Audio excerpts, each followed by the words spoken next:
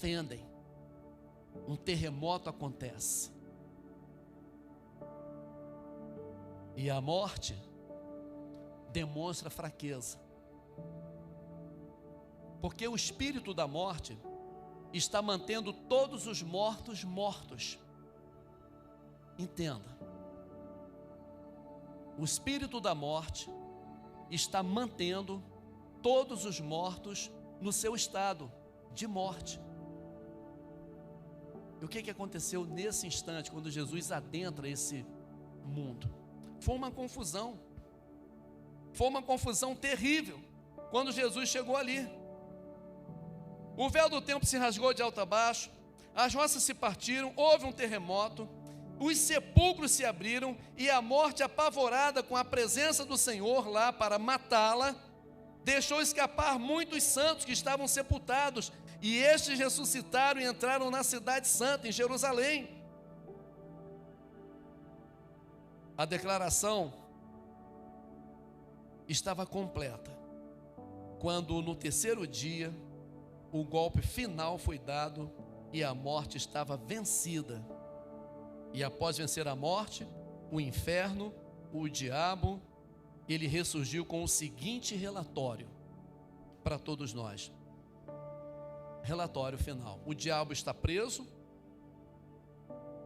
a morte está morta e o aguilhão dela está anulado. Relatório completo. A ressurreição do Senhor traz esse relatório completo. Satanás está preso, a morte está morta e o seu veneno está anulado. Como assim? Jesus matou a morte. Então não vou morrer nunca mais? Não. Quem crê no Filho do Homem, ainda que morra, viverá. Se você crê em Jesus Cristo, e se você entregou sua vida para Ele, você vai até morrer fisicamente. Eu espero que um dia eu morra, não quero ficar para semente. Mas você não vai morrer eternamente. Essa é a morte que está morta. Porque o pecado estava ativo. O veneno estava ativo. Estava causando o efeito da morte eterna. Todos que morriam eternamente, morriam no pecado, morriam sem o amor de Cristo, morriam sem o sacrifício de Jesus, morriam sob uma lei. Então o Senhor traz essa boa notícia: vocês nunca mais precisam morrer, porque eu venci a morte está morta. Sai na página principal do jornal do Universo. Matéria de capa, com o maior número de páginas sobre o assunto: a morte da morte. A morte está morta, ela não tem mais poder. Agora eu posso zombar da morte, agora eu posso sorrir da morte e dizer: morte, você não tem mais poder sobre mim, porque Jesus morreu no meu lugar. Você entende uma palavra de Jesus Cristo na cruz? Lama, lama, sabachthani. Deus meu, por que me desamparaste? Eu tenho certeza que esse era o sentimento. Aquele homem naquela cruz, naquele instante, não era mais simplesmente Jesus Cristo, o Filho de Deus. Era Jesus Cristo, o pecador. Era Jesus Cristo, o assassino. Era Jesus Cristo, a prostituta. Era Jesus Cristo, o ladrão. Era Jesus Cristo, o mentiroso. Era Jesus Cristo com todos os pecados da humanidade sobre ele. Então ele estava tão irreconhecível, que o Pai lhe virou as costas. E Jesus morreu nesse estado, porque Ele tomou sobre si todas as nossas iniquidades. Você já mentiu? O seu pecado de mentira estava na cruz com Jesus. Você já fez uma maldade com alguém? Essa maldade que você fez estava na cruz com Jesus. Você já roubou? Você já matou? Você já se prostituiu? Você já cometeu atrocidade? Tudo isso que você cometeu estava cravado na cruz com Jesus. E quando ele morre, morre pecador. Então ele não podia ir para o céu. Ele morre pecador. E um homem que morre no pecado não tem outro destino para ele senão o inferno. E foi para lá que Jesus foi, porque ele morreu levando sobre si todos os nossos pecados. Então ele foi para o inferno. Então quando ele chega lá, é que é a grande surpresa naquele lugar. Ele não chega para ficar lá. Ele chega para vencer o diabo, vencer a morte, matar a morte, anular o veneno da morte e ressuscitar em glória. E dizer para mim e para você: fiz, completei, está consumado, tetelestai, fiz tudo o que tinha que fazer, vocês não devem mais nada. Senhor, o que eu posso te dar? Nada. Porque ele não fez isso cobrando nada. Ele fez isso por um único motivo: porque me ama. Porque te ama. E não quer que você morra eternamente. Então quando Jesus chega lá, eu creio que a morte empregou toda a sua atenção, toda a sua força, todo o seu poderio para dizer: esse eu não posso deixar escapar, eu tenho que mantê-lo aqui. E ela se descuidou. E a Bíblia diz que assim que Jesus morre, os sepulcros se abrem e os corpos de muitos santos que morreram saem dos sepulcros e entram na cidade, não como um zumbi, vivos, perfeitos, testemunhado, relatado na história que eles ressuscitaram, saíram do sepulcro. Nesse âmbito visível, coisas aconteceram para que nós entendêssemos o que estava rolando lá onde os nossos olhos não estavam vendo. Jesus com a cabeça de Satanás debaixo dos pés dele e matando a morte para que ela não tivesse mais poder sobre mim e sobre você. Eu preciso crer nisso. Eu preciso abrir o meu coração hoje nesse festejo de Natal e dizer: Deus, agora eu entendo o que é o Natal. O menino que nasceu naquele lugar. Esse menino que nasceu, cresceu. Não é mais aquele bebezinho da manjedoura, nem aquele adolescente de 12 anos que se perdeu dos pais. Muito menos aquele homem machucado com uma cruz nas costas, com uma multidão em volta assistindo um macabro espetáculo.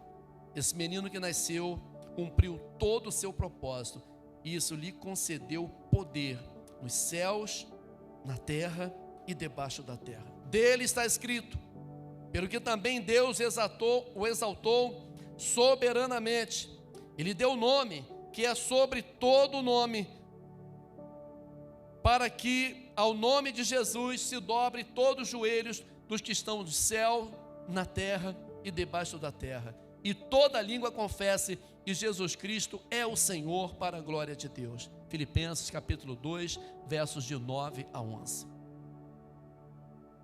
Hoje, dia em que comemoramos seu aniversário, não conseguimos encontrar um presente que esteja à sua altura. Por isso, diante dessa impossibilidade sobre o que podemos lhe dar, lhe entregamos honra, glória, louvor e adoração. Fruto de um coração sincero, quebrantado, fruto do nosso amor por Ele, fruto da sua graça ministrada sobre nós. Esse é o verdadeiro sentido do Natal. Resumido nessa frase: está consumado. Não fiquei devendo nada.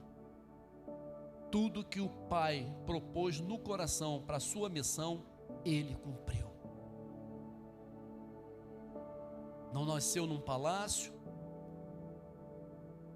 foi a figura encarnada do próprio Deus, deixou lições tremendas para nós, cumpriu no âmbito visível tudo. Quando ele diz essa última frase, ele estava dizendo: aqui nesse âmbito está tudo feito, agora vamos para a etapa seguinte. Pai, aqui está tudo consumado. E foi ao inferno, pisar sobre a cabeça de Satanás, matar a morte e anular o seu veneno. Todos nós, qualquer pessoa nesse mundo que invocar o nome do Senhor será salvo. Salvo do que, pastor? Salvo da morte eterna, gente. Essa é a mensagem do Evangelho. Salvação da morte eterna. Deixa eu repetir uma coisa aqui, que eu sei que muitas pessoas não gostam de ouvir. Mas como eu não fui chamado para dizer só o que as pessoas gostam de ouvir, eu fui chamado para dizer o que as pessoas precisam ouvir. E o que todas as pessoas precisam ouvir é isso: que uma coisa, todos nós já temos garantido assim que nascemos. O quê? O céu? Não. Todo ser humano nasce e nasce no pecado. O salmista Davi diz: porque eu fui concebido em pecado me concebeu a minha mãe. Todo ser humano nasce com a semente do pecado original. Assim como por um homem entrou o pecado no mundo, e esse homem foi Adão, esse Cristo imperfeito, esse ungido imperfeito, esse ser imperfeito, ele estava ali para ser uma vida e ter uma vida eterna. Ele nos representava. E através dele, quando ele pecou, o pecado entrou para toda a humanidade. E a terra virou o que virou por causa do pecado. Então, o meu filhinho, o seu filhinho gerado no seu ventre, um ventre crente, um ventre cristão, um ventre que ama a Deus, um ventre de uma mulher que ama a Deus, que adora a Deus, essa criança não tem a vida eterna garantida. Se em um momento da sua vida, quando ela chegar à idade da razão, dizer: Jesus, eu te recebo como Senhor da minha vida, e eu quero passar por todos os rituais que a tua palavra diz que eu devo passar, eu vou me batizar, e eu vou honrar a Cristo, e eu vou viver toda a minha vida honrando e amando o Senhor. Então o que todo ser humano tem garantido assim que nasce é a condenação. Então todos precisam entender: eu preciso ser salvo do quê, pastor? Nós precisamos ser salvos dessa condenação que já está proposta para todo ser humano. Como eu faço isso? Eu acho, pastor, que se eu fizer boas obras, eu estou garantindo o céu. Eu acho que se eu der comida aos pobres, se eu dividir o que eu tenho com quem precisa, se eu for uma pessoa boa, se eu fizer muita caridade, eu tenho a salvação garantida. Não se iluda, meu irmão, não se iluda, querido. A vida eterna só está garantida para quem entrega a sua vida para Jesus. e lhe recebe como o único Senhor e Salvador. Essa é a mensagem do Natal. Jesus veio para salvar a humanidade. Foi isso que foi dito para Maria. O nome dele será Jesus. Para José, não é? O nome dele será Jesus, porque ele salvará a humanidade. Salvará a humanidade do que, José? Da morte eterna. Aí ele fez isso, matou a morte e veio para cá dizer: a morte já está morta, vocês não precisam mais morrer eternamente. Essa é a mensagem do Natal para você nessa noite.